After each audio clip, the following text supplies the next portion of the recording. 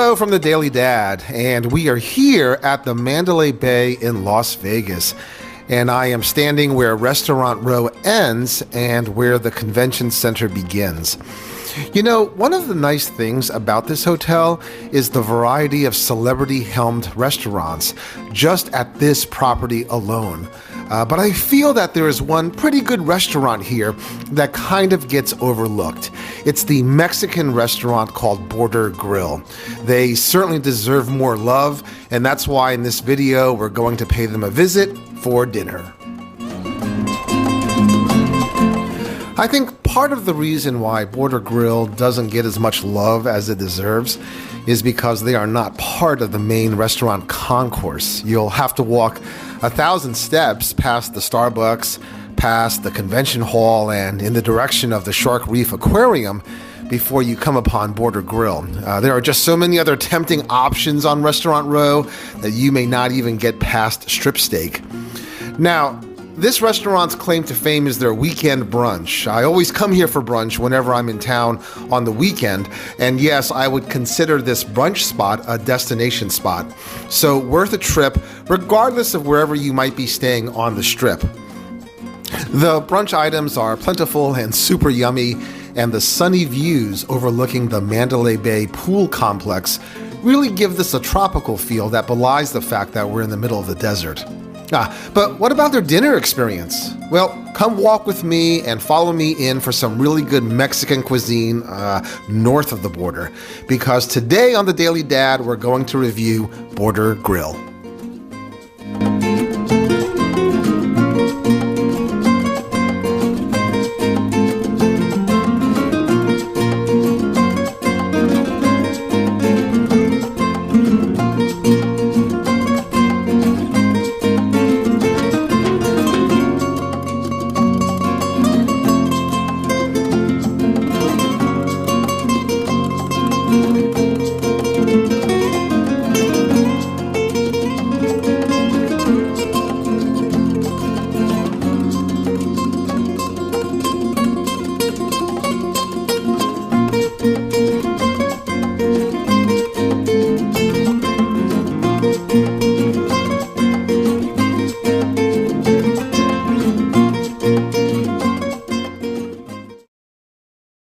Now, I'm a salad guy, so for my appetizer, I ordered their Tijuana Caesar salad.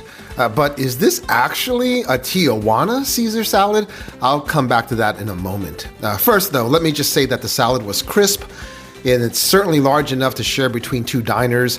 I have to admit, though, that I was a little disappointed that there was only one type of salad offered on the menu. That said, nothing wrong with this one.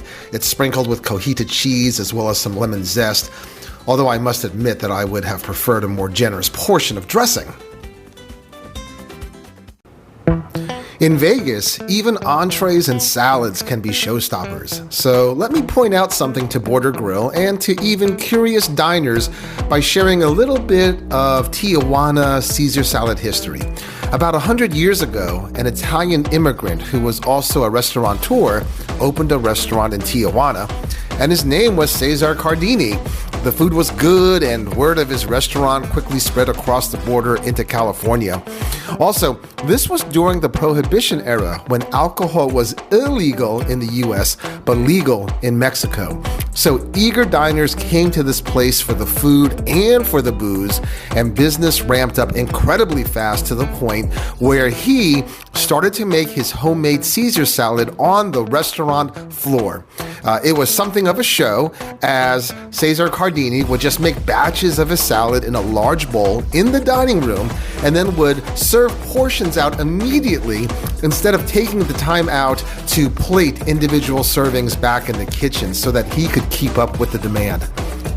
In addition, the salad dressing he created had a much more flavorful pop.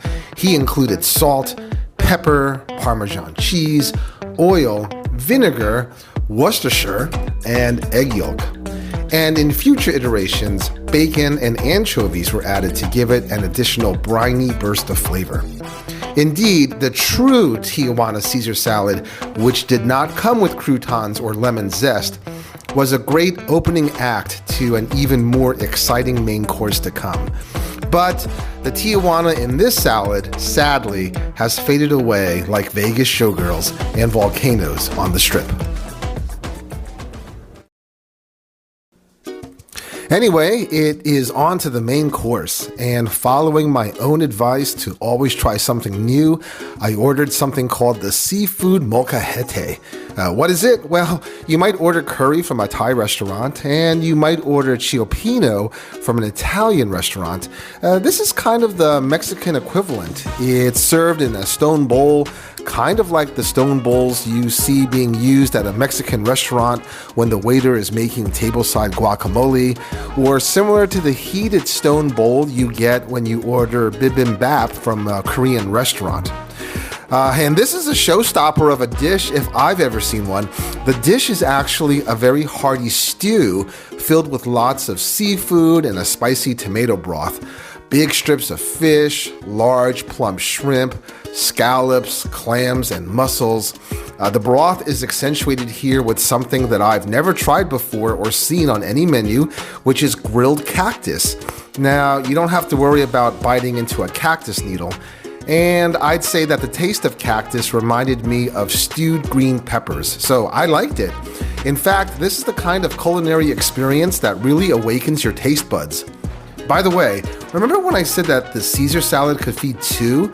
Well, I do believe that this seafood stew, or molcajete, could actually feed maybe three. It's a ginormous portion that is accompanied by a large portion of rice, also a soup ladle to boot. So thumbs up on the molcajete, a very unique menu item. It gives you the taste bud tingle, and now I have more than enough for lunch tomorrow as well.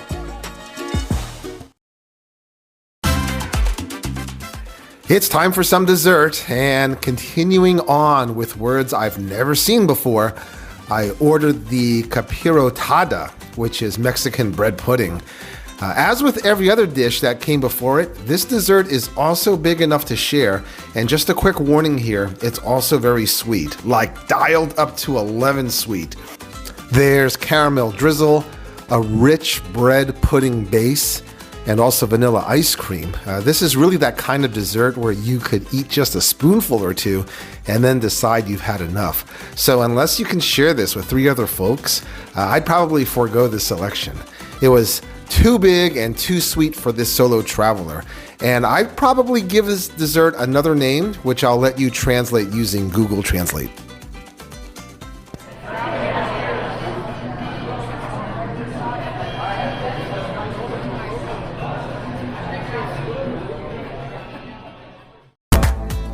Okay, so what were my overall impressions? I thought the experience was good, but not great. Service was attentive.